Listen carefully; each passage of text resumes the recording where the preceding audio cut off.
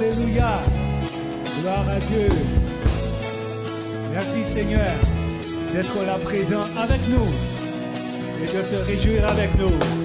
Je chanterai de tout cœur les merveilles de mon papa Yahweh. Il m'a ôté des ténèbres, il m'a libéré de tout péché. Je chanterai de tout cœur les merveilles de mon papa Yahweh. Il m'a ôté des ténèbres, il m'a libéré de tout péché. Mon papa, alléluia, il ne m'abandonne jamais. Je n'ai plus rien à craindre, car Yahweh m'a livré. Mon papa est fidèle, Dieu ne m'abandonne jamais.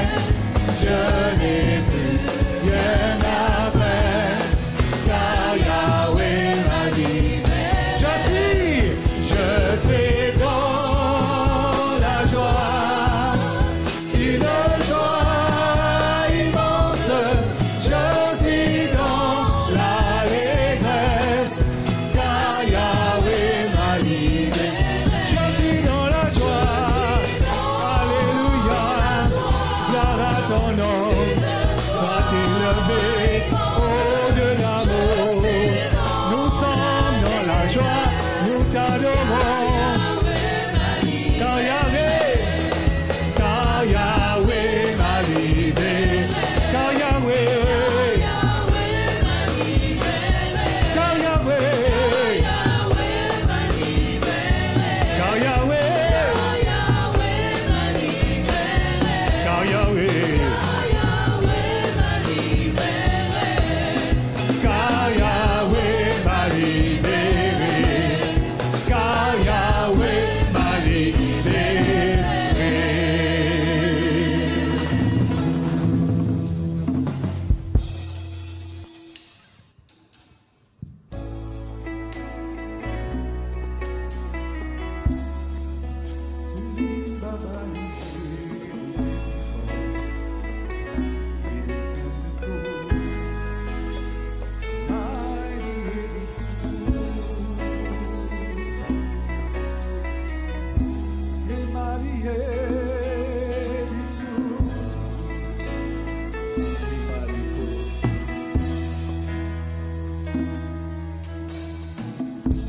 L'immensité de ta grandeur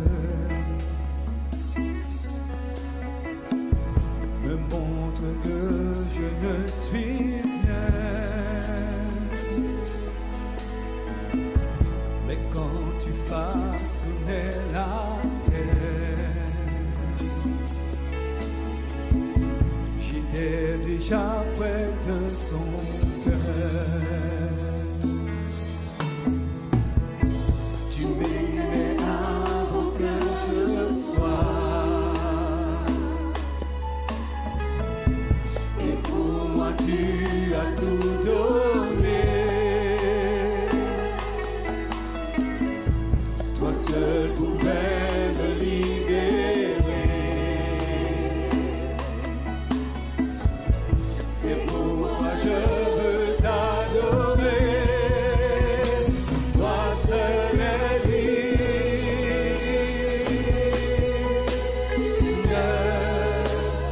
de recevoir louange et gloire pour l'éternité. Toi seul est digne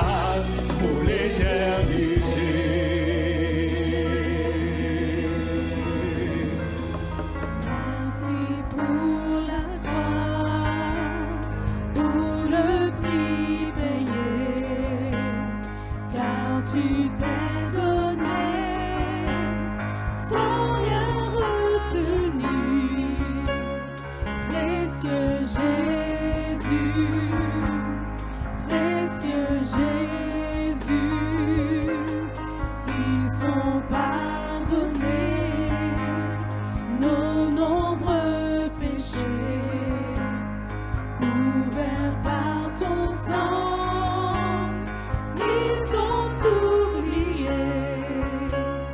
Merci Jésus, merci Jésus. Et ensemble nous disons à toi mon amour, À toi mon amour, tout mon cœur Seigneur. tout mon cœur Seigneur, je ne comprendrai jamais pourquoi tu m'aimes. Oui, tu es mon bonheur. Tu es mon bonheur, ma suprême joie. Mais voici le plus grand miracle à mes yeux, c'est que je fais ta joie. Nous allons redire merci pour la croix. Merci pour la croix, pour le prix payé, car tu t'es donné sans rien retenir. Précieux Jésus, précieux Jésus, ils sont pardonnés nos nombreux péchés, couverts par ton sang, ils sont oubliés. Merci Jésus, merci Et tous Jésus. ensemble nous disons à toi mon amour. À toi mon amour, tout mon cœur Seigneur, je ne comprendrai jamais pourquoi tu m'aimes. Tu es mon bonheur, ma suprême joie. Mais voici le plus grand miracle à mes yeux, c'est que je fais ta joie. Nous allons dire c'est pour nous guérir. C'est pour nous guérir que tu as souffert. Tu as pris nos peurs, donné ton amour. Précieux Jésus, précieux Jésus, tout est accompli. Tu as triomphé, tu peux nous sauver si parfaitement. Merci Jésus, merci Jésus. Alors à toi mon amour Seigneur. À toi mon amour, tout mon cœur Seigneur, je ne comprendrai jamais pourquoi tu m'aimes. Tu es mon bonheur, ma suprême joie. Mais voici le plus grand miracle à mes yeux, c'est que je fais ta À toi mon amour Seigneur. À toi mon Oui, chante avec nous. tout mon cœur. Nous réalisons l'amour de Jésus. Je ne comprendrai jamais pourquoi Oui, tu Jésus, tu m'aimes Jésus. Tu es mon bonheur, ma suprême joie.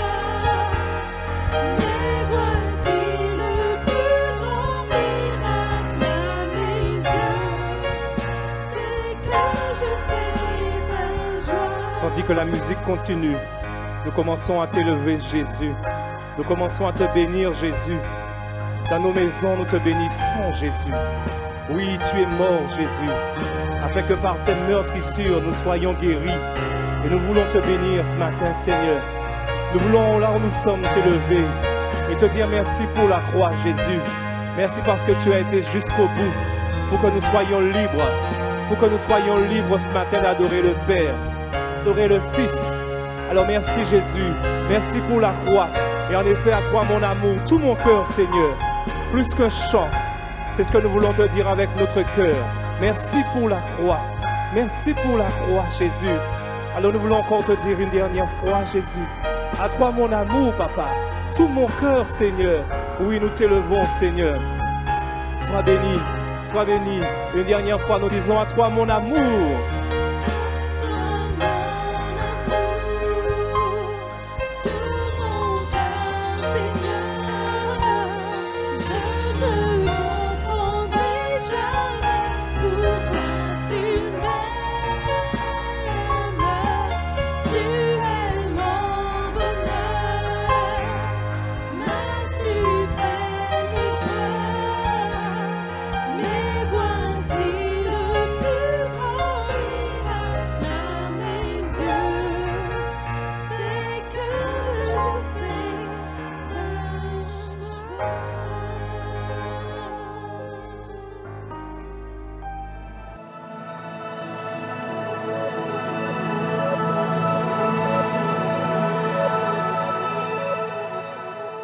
Béni soit le nom du Seigneur.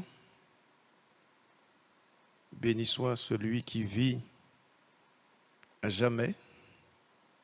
Béni soit celui qui est, qui vient. Béni soit celui qui nous aime. Béni soit celui qui veut vous bénir, nous bénir. Le texte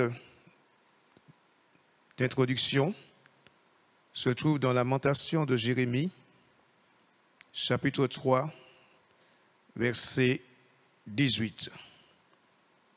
Un homme de la même nature que nous, mais il a su à un moment donné être dans le désespoir et par la suite il a repris courage. Quelle que soit votre situation, quel que soit le chemin par lequel vous passez, sachez que Dieu est celui qui a une parole toute particulière pour vous. Lamentation de Jérémie, chapitre 3, verset 18. Et j'ai dit, ma force est perdue, je n'ai plus d'espérance en l'Éternel. Jérémie, c'est ce jeune homme dont le Seigneur appelait à son service. Dieu savait qui il appelait. Et quand Dieu appelle quelqu'un, Dieu ne se trompe pas, puisque Dieu sait toutes choses. Dieu appelle des hommes, des femmes à son service, et Dieu connaît nos faiblesses, Dieu connaît nos torts, mais béni soit Dieu parce que quand il appelle parce qu'il sait, il nous connaît mieux que quiconque. À un moment donné, Jérémie a pu dire, je n'ai pas refusé d'être ton serviteur. Je n'ai pas refusé, je dirais, d'être appelé à ton service. Par rapport à ce verset, Lamentation 3, verset 18, et j'ai dit, ma force est perdue, je n'ai plus d'espérance en l'Éternel. Mais qu'est-ce qui s'est passé après de nombreuses années que cet homme de Dieu a pu dire de telles paroles? Par rapport au contexte, Jérémie vivait dans un moment particulier parce que le peuple était opprimé, parce qu'à un moment donné, le peuple ne marchait pas comme Dieu le voulait, comme Dieu le souhaitait.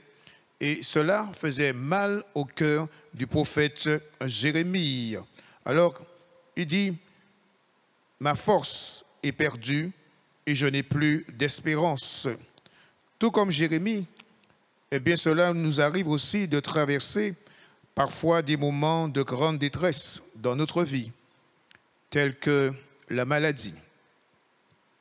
La maladie, chose d'inattendue, d'imprévisible, alors qu'on se lève le matin plein de force, et voilà que dans la journée, eh bien, on manque de force. Et parfois, lorsque on va voir le médecin nous dit, voilà, telle ou telle maladie. Il y a aussi la perte d'un être cher. Et peut-être c'est votre cas, vous n'espérez plus, vous posez des questions et des interrogations. Sûrement un licenciement. alors que l'entreprise, là où vous travaillez, est une entreprise florissante, alors que vous comptez espérer eh bien, avoir une retraite, je dirais, sur le plan administratif. Vous vous êtes donné, vous avez bossé, vous avez transpiré, et voilà que tout d'un coup, on vous appelle pour vous dire, eh bien, vous êtes licencié. Bien sûr, en tant qu'être humain, cela fait mal. Il y a aussi des problèmes relationnels avec les enfants. Dieu sait comment vous vivez avec vos enfants, et surtout en tant que croyants, on les a instruits, on les a éduqués, on les a amenés à l'assemblée, on les a parlé. Les enfants sont nés dans des familles chrétiennes, ils ont vu que la grâce et la bénédiction de Dieu sur leurs parents, et voilà qu'à un moment donné, en grandissant, ils ont perdu le chemin qui conduit et qui mène à l'assemblée. Alors parfois, en tant que parents, on est dans une grande détresse en disant, mais il est bon qu'ils puissent revenir au Seigneur. Il y a aussi des détresses au niveau des couples. Dieu veut que les familles puissent être heureuses, Dieu veut que les couples soient heureux. Autre problème qui conduit aussi dans une détresse, ça peut être aussi les problèmes financiers, etc., etc. Alors Jérémie dit, ma force est perdue, je n'ai plus d'espérance en l'Éternel. L'histoire aurait pu s'arrêter là. Mais le ton, à un moment donné, va changer. Parce que Jérémie dit dans Lamentation de Jérémie, chapitre 3, versets 21 à 23, je répète, l'histoire aurait pu s'arrêter.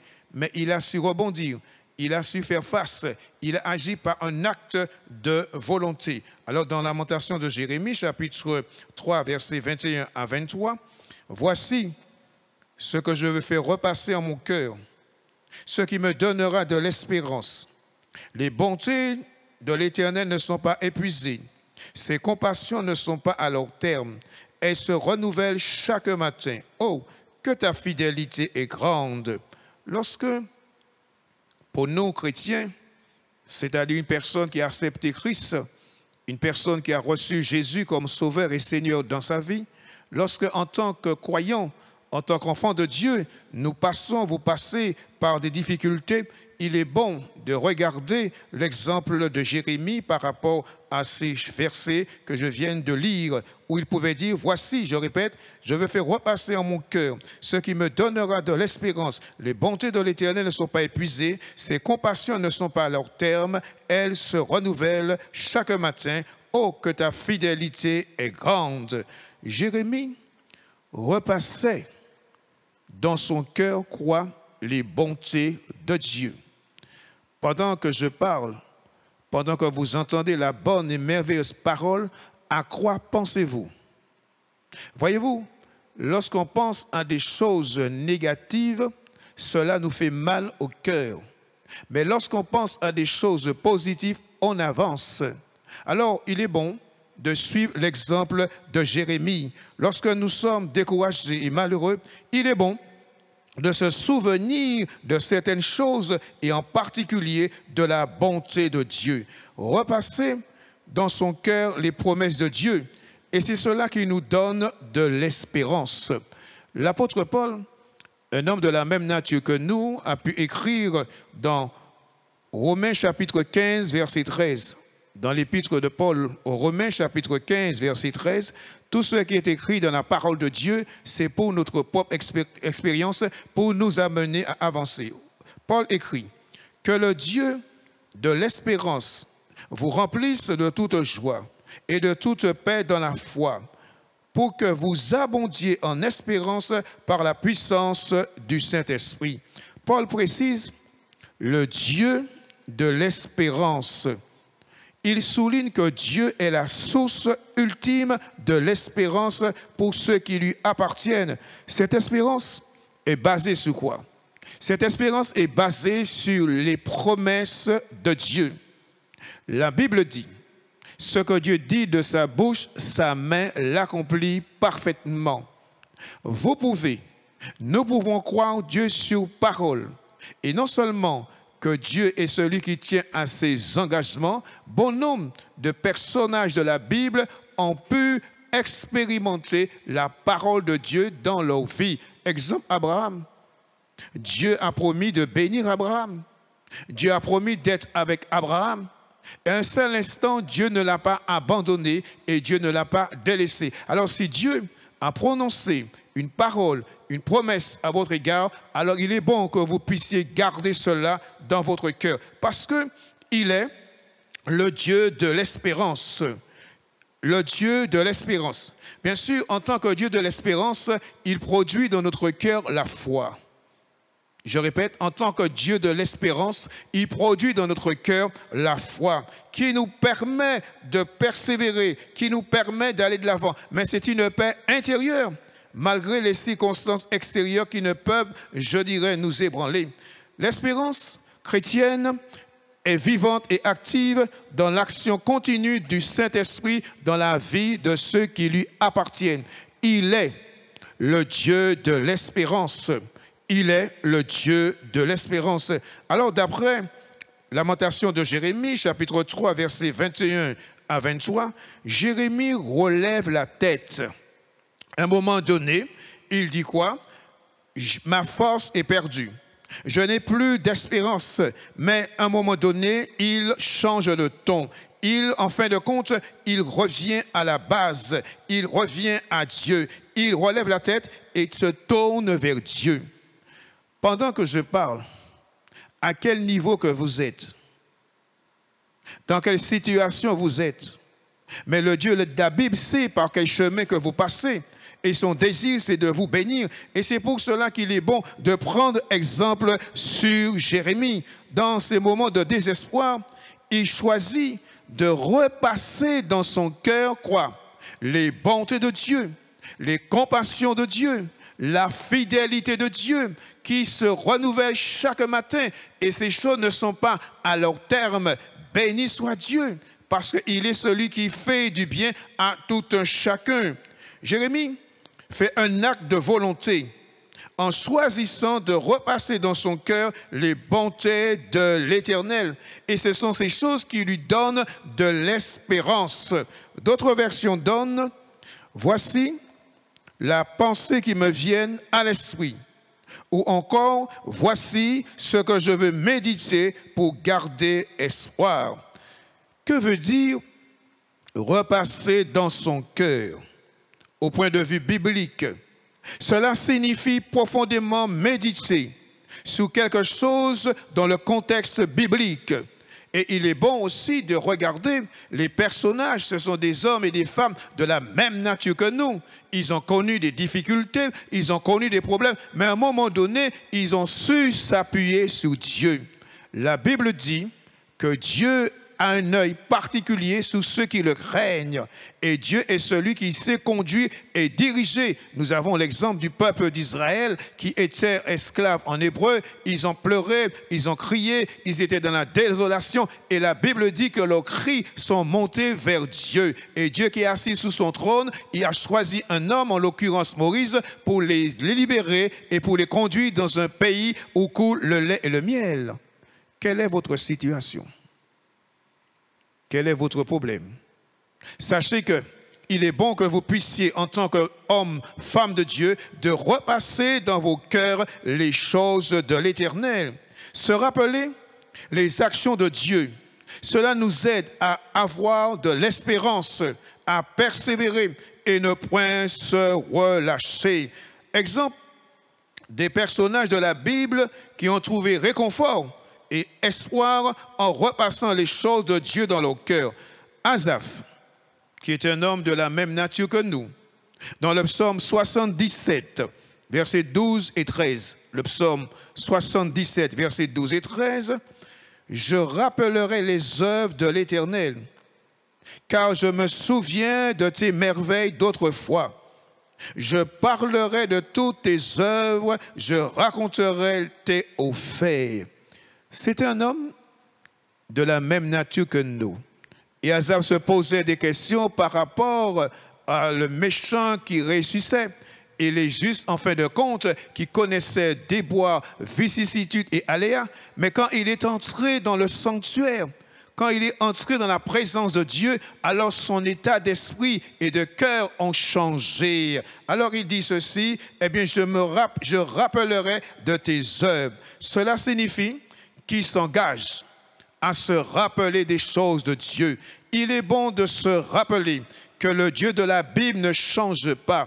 Il est bon de se rappeler dans son cœur que Jésus-Christ est le même hier, aujourd'hui et éternellement. Il est bon de se rappeler dans son cœur lorsqu'on est éprouvé, lorsqu'on est ballotté de côté d'autre. Il est bon de se rappeler que le Dieu de la Bible, c'est le Dieu tout-puissant. Il est bon de se rappeler lorsque ça ne va pas, lorsqu'on est perplexe, lorsqu'on est indécis et lorsque le ciel, je dirais, est comme de l'airain. Il est bon de se rappeler que Jésus a dit: je suis avec vous tous les jours jusqu'à la fin du monde. Alors cet homme se rappelle de ces choses. Il exprime l'importance de se souvenir des actions puissantes et des interventions de Dieu.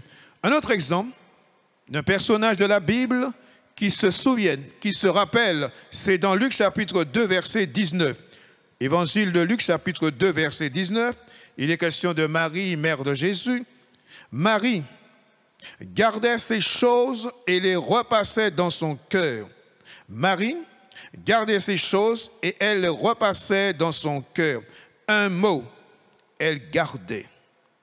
Garder signifie conserver précieusement dans sa mémoire tout ce qu'elle avait entendu concernant, par rapport à l'enfant Jésus. Il est question de Simon, cet homme âgé. Il est question des mages qui sont venus. Elle gardait au fond de son cœur ce qu'elle avait entendu. Il est bon de garder dans son cœur les bonnes choses, de garder la parole de Dieu, de garder les promesses de Dieu dans son cœur.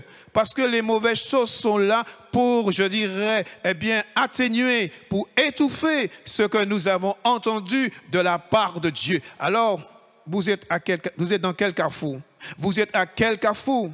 Mais gardez, repassez dans votre cœur les bonnes et les mauvaises paroles, les bonnes et les bonnes paroles de Dieu, afin que vous ne puissiez pas vous laisser ébranler par quoi que ce soit. La Bible dit, et je répète ce verset, ce que Dieu dit de sa bouche, sa main l'accomplit parfaitement. Alors, elle prenait le soin de ne pas oublier ce qu'elle avait entendu. Dieu sait qu'en tant qu'être humain, lorsque nous passons par des vicissitudes, Dieu sait en tant qu'être humain, lorsque nous sommes éprouvés, il y a la maladie, tant de choses, parfois nous oublions. Mais béni soit Dieu, nous ne sommes pas seuls. Il y a Jésus, il y a Dieu. Et Jésus a dit, il est avantageux que je m'en aille. Et Jésus avait promis, je dirais, l'Esprit consolateur qui viendra et qui demeurera éternellement dans le cœur de ceux qui lui appartiennent, dans le cœur de ceux qui sont passés de la mort à la vie et des puissants des ténèbres à l'admirable lumière de Jésus-Christ. Alors gardez au fond de votre cœur ce que le Seigneur vous a dit. Que personne, que ce que vous entendez, ce que vous voyez, gardez cela dans le fond de votre cœur. Puisque la Bible dit que Marie, faisait repasser, elle gardait. Repasser signifie réfléchir profondément et méditer sur ces choses. Marie ne se contentait pas de se souvenir des événements, elle méditait, elle contemplait, elle cherchait à comprendre leur signification. Que le Seigneur puisse vous aider à ne pas oublier combien il est bon, combien il est merveilleux. Dieu ne vous a pas abandonné. Dieu ne vous a pas délaissé. Vous pensez qu'il ne vous entend pas en tant qu'homme, femme de Dieu. La Bible dit que Dieu est proche et près de ceux qui ont le cœur brisé. La Bible dit que Dieu est celui qui est prêt à guérir les cœurs brisés, mais aussi à penser leur cœur. Et c'est pour cela qu'il est bon de réaliser que Dieu est Dieu. J'y reviens au prophète Jérémie. Bien qu'en tant que prophète, cela ne lui a pas empêché d'être confronté à des situations extrêmement difficiles. Deux exemples. Dans Jérémie chapitre 20, verset 2, il a connu des déboires, même les Judéens n'acceptaient pas son ministère prophétique. Jérémie chapitre 20, verset 2. Et Pachur frappa le prophète et le mit dans la prison qui était à la porte supérieure de Benjamin, dans la maison de l'Éternel. Il a été frappé. Il aurait pu s'arrêter. Et bien qu'au verset 1, cet homme qui l'a frappé était aussi sacrificateur, un chef des sacrificateurs dans la maison de Dieu. Rappelez-vous, Jésus a dit, vous serez persécutés. Jésus a dit, on dira toutes sortes de faussements à votre égard. Mais Jésus a dit, prenez courage. Vous aurez des tribulations. Jésus a dit que son frère de chair livrera son frère. Vous serez amenés devant les tribunaux. Mais Jésus a dit, prenez courage, car j'ai vaincu le monde. C'est une parole réconfortante. C'est une parole rassurante de la part de Jésus. Ça veut dire que Jésus avait déjà vaincu le monde avant sa mort, avant sa crucifixion et avant sa résurrection. Prenez courage. Peut-être que vous êtes malmenés, vous êtes bousculés. Peut-être qu'au sein de votre famille, vous n'êtes plus considérés comme autrefois, puisque vous avez fait choix d'appartenir à Jésus. Vous avez fait choix de suivre celui qui a dit « Je suis la résurrection et la vie, le chemin, la vérité et la vie ». Celui qui a pu dire « Je suis le bon berger ». Jésus est le poteau indicateur, c'est lui qui oriente, c'est lui qui canalise, c'est lui qui dirige. Et peut-être vous vivez des moments difficiles au sein de votre famille. Jésus a dit qu'il n'est pas venu pour apporter la paix dans une famille, mais l'épée et la division. Mais prenez courage, et rappelez-vous les bontés de Dieu, la fidélité de Dieu, la compassion de Dieu, la miséricorde de Dieu, puisque dans la parole de Dieu, dans les psaumes, il est dit « L'Éternel Dieu est miséricordieux à perpétuité ». Ça veut dire qu'il ne change pas. Et le Seigneur sait ce que vous vivez actuellement. Un autre exemple, c'est toujours dans Jérémie chapitre 15, verset 17. Je ne me suis point assis dans l'assemblée des moqueurs, afin de me réjouir. Mais à cause de ta puissance, je me suis assis solitaire, car tu me remplissais de fureur. Ces versets sont là pour nous aider à ne pas nous arrêter en cours de route. Jérémie, cet homme, de la même nature que nous, et je répète, il a rencontré des difficultés, il a rencontré des obstacles, même ses propres frères, eh bien, disaient certaines choses à son égard, mais il a continué, il a persévéré. Ce prophète est un exemple puissant de fidélité et de courage dans l'adversité. Il est resté fidèle à son appel, même lorsque sa mission était difficile, alors qu'il était impopulaire. Soyez fidèles à ce que Dieu vous a appelé à faire, même si cela implique des sacrifices ou des défis. Tous ceux qui ont été appelés au service de Dieu, tous ceux qui font en sorte de réjouir le cœur de Dieu connaîtront et connaîtra quoi des difficultés. Et c'est pour cela la Bible nous dit que nous sommes appelés à imiter ces hommes et ces femmes. Mais Dieu ne te laissera jamais tomber. Dieu ne t'abandonnera jamais parce qu'il est un secours, un puissant secours dans la détresse. Et c'est pour cela qu'il est bon de se retourner vers lui et de se rappeler. Rappelle-toi du jour de ta conversion. Rappelle-toi de ta confession de foi devant le peuple de Dieu. Rappelle-toi pourquoi tu as dit « J'accepte Jésus-Christ comme sauveur et Seigneur personnel ». Rappelle-toi pour le jour que tu as accepté la parole de Dieu en te faisant baptiser par immersion et tu as confessé cela devant des hommes et des femmes. Rappelle-toi qu'au début tu étais tout feu, tout flamme. Rappelle-toi que le zèle de la maison de l'Éternel te dévorait. Rappelle-toi, ne mets pas ces choses en oubli. Dieu est Dieu.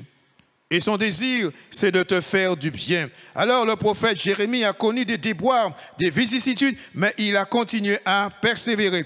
Il était courageux. Il proclamait quoi? Le message de Dieu, malgré l'opposition, malgré le rejet et la persécution.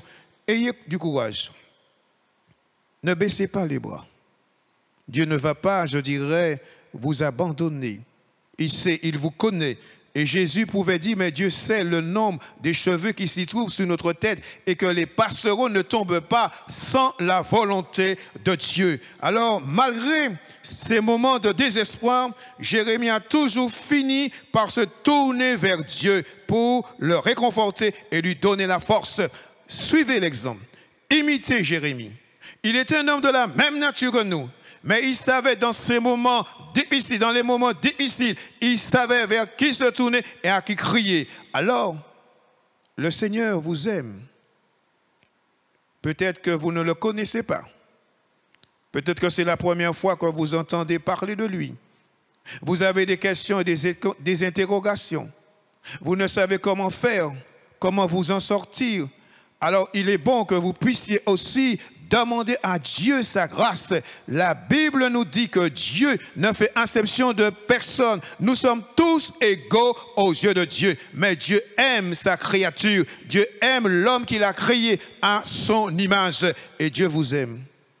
Dieu vous aime comme personne ne vous a jamais aimé. Alors comme Jérémie, dans les moments difficiles, il est bon de chercher l'Éternel afin d'être réconforté, d'être fortifié par lui. Que ce soit à travers de l'exemple de Jérémie, eh bien, il est bon de se rappeler.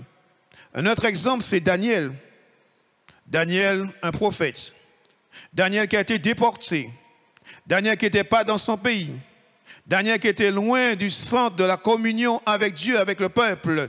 Daniel qui était à Babylone. Et les Babyloniens étaient des idolâtres, mais Daniel a su tenir bon. La Bible nous dit qu'il a refusé de manger les mets du roi. Daniel a refusé de se fléchir les genoux de son cœur devant le décret du roi. Et à cause de cela, il a été jeté dans la fosse aux lions. D'après Daniel chapitre 6, mais Daniel a su rester ferme. Et la Bible dit que Dieu a envoyé un ange, il a fermé la gueule des lions. Peut-être que vous êtes dans une fournaise, peut-être que vous êtes dans un impasse, peut-être que vous ne savez comment vous en sortir, mais Dieu est grand. Et puisqu'il est grand, il saura intervenir dans votre situation. Jérémie, le prophète, nous enseigne à demeurer ferme dans notre foi. Même si nous sentons parfois isolés, accablés par les difficultés, il est bon de nous rappeler qui est Dieu. Il est bon de rappeler ce qu'il peut faire. Puisque Dieu a dit à Abraham, y a-t-il quelque chose de trop difficile que je puisse faire? Y a-t-il quelque chose d'étonnant que je ne puisse accomplir? Quelle que soit votre situation, déprimé, découragé, harassé, déboussolé, malade, fatigué, Dieu est là. Et son désir, c'est de vous bénir. Que le Seigneur vous fortifie à tous égards. Il est important de méditer sur les Écritures, de se rappeler de ses œuvres et de garder ses vérités comme Marie, comme Asaph, comme Jérémie, comme Daniel, en nous laissant inspirés par les personnages de la Bible. Une histoire raconte d'un homme d'affaires prospère. À un moment donné, il a tout perdu. Crise économique, crise financière. Il était désespéré. Il ne savait que faire. Quand il était dans la prospérité, il pouvait se réjouir. Et maintenant, il est, je dirais, dans cette faillite, que faire? Un ami lui a parlé de Dieu. Un ami lui a invité aux réunions. Au départ, il ne voyait pas, je dirais, le besoin. Il était réticent. Et à un moment donné, il a réfléchi en disant, pourquoi pas? Il a été à l'assemblée pour faire plaisir à son ami. Et là, il a entendu la bonne et merveilleuse parole de Dieu. Et cette parole a fait écho dans son cœur. Cette parole lui a apporté réconfort et espoir. Et par la suite, par rapport à cette histoire, il a donné son cœur à Jésus. Il a reconnu que Jésus-Christ est Seigneur à la gloire de Dieu le Père. Et par la suite, eh bien, cette histoire rapporte, eh bien, cet homme a pu faire confiance à Dieu. par la suite, il a pu retrouver, je dirais, certaines choses matérielles. Et par la suite, il pouvait encourager et aider ceux qui étaient désespérés. Voyez-vous, bon nombre de croyants dans le monde entier peuvent témoigner de la grâce et de la bénédiction de Dieu. Vous qui êtes désespérés, vous qui êtes découragés, vous qui ne savez que faire, et peut-être au sein de votre famille, on vous a parlé de Jésus, on vous a parlé de Dieu. Jusqu'à maintenant, vous êtes réticents. C'est le moment. Puisque la Bible dit, si aujourd'hui vous entendez la voix de Dieu, n'endurcissez point votre cœur. Alors, Jérémie, prophète, est un homme de la même nature que nous. À un moment, il était désespéré. Il était dans le désespoir. Mais il se rappelle des bontés de Dieu. Et en se rappelant des bontés de Dieu, il reprend courage, il reprend espoir, que vous puissiez reprendre espoir, que vous puissiez reprendre courage, que vous ne puissiez pas vous arrêter, que vous ne puissiez pas abandonner, mais continuez, parce qu'en Dieu, il y a de l'espoir. Que la grâce et la bénédiction de Dieu soient votre force et votre partage. Seigneur, tu connais notre fragilité. Tu sais quand nous sommes éprouvés, quand nous sommes découragés, quand nous sommes abattus. Ô Seigneur, tu connais ceux qui sont dans cette situation, que ceux qui t'appartiennent, que ceux qui un jour t'ont dit oui, puissent se rappeler, Seigneur, qui tu es et ce que tu peux faire, puisque tu es le Dieu capable d'intervenir dans n'importe quelle situation. Je prie aussi pour ces personnes qui ne te connaissent pas et que, Seigneur, qu'ils t'appellent, puisque Jésus, tu as dit, je ne mettrai pas dehors celui qui vient à moi. Et toi-même, tu as dit, vous tous qui êtes fatigués et chargés, venez à moi et je vous donnerai du repos. Que ces amis qui ne te connaissent pas puissent expérimenter à partir de maintenant ta bonté, ta fidélité, ta compassion, et ceux qui l'ont déjà expérimenté, merci de leur donner la force, la puissance, le courage, afin qu'ils puissent continuer et qu'ils ne puissent pas s'arrêter. Seigneur, sois béni, sois glorifié, sois exalté pour ce que tu fais, Seigneur mon Dieu, pour ceux qui écoutent et écouteront encore ta bonne et merveilleuse parole. Que Dieu vous bénisse. Père, je n'ai qu'un désir, d'être près de toi et sentir tes bras. Père, tu as envoyé ton Fils bien-aimé pour quiconque croit. Saint-Esprit, qui donne vie, ranime en moi ce feu pour toi. Saint-Esprit, viens par ta pluie, rafraîchis-moi et envoie un souffle nouveau.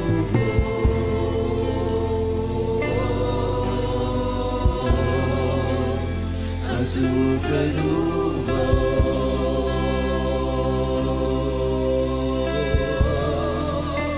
un souffle nouveau,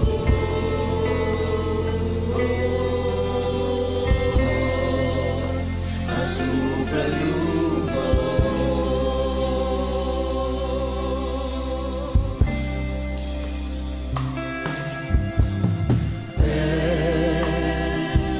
Je n'ai qu'un désir, rester près de toi, écouter ta voix. Oh Père, Père, tu m'as tout donné,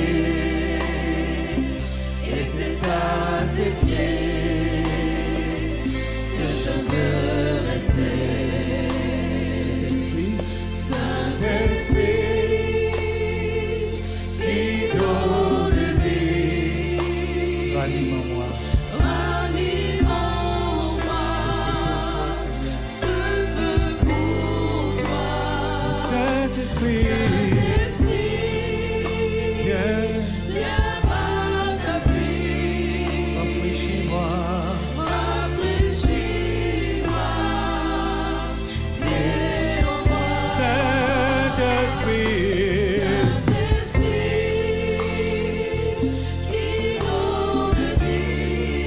Rallume en moi ce feu pour toi.